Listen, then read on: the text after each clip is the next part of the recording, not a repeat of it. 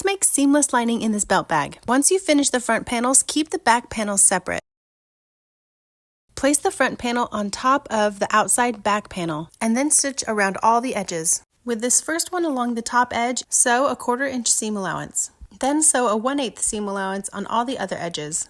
Make the zipper end edges flush against the side of your back panel. You can see I already marked and stabilized the center of the bottom, and that helps me lay down the curve of the front panel.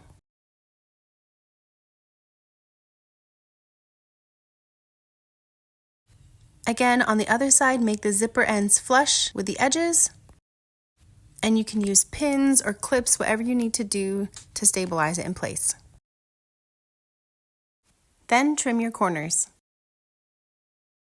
Now take your lining with the pocket facing the rest of the lining in the bag and sew around the edges, but leave an opening about 5 inches at the top. And I found that it's easier to sew if the lining is on the bottom. Once I stabilized that first corner, I made sure that everything's laying flat and use a pin to hold it in place.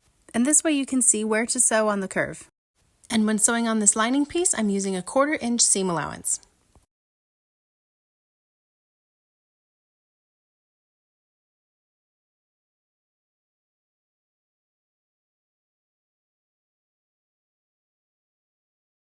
After you've gone all the way around, make sure you do a back stitch at the opening so that it doesn't come apart. Now let's flip it right side out. Get all the good sides facing out, and then you put the lining into the bag. And there you go. Seamless, no bulk. You don't have to buy binding. All you have to do is just hand stitch the opening at the top, and you're done. The pattern and instruction guide can be found on my website and access to the full tutorial.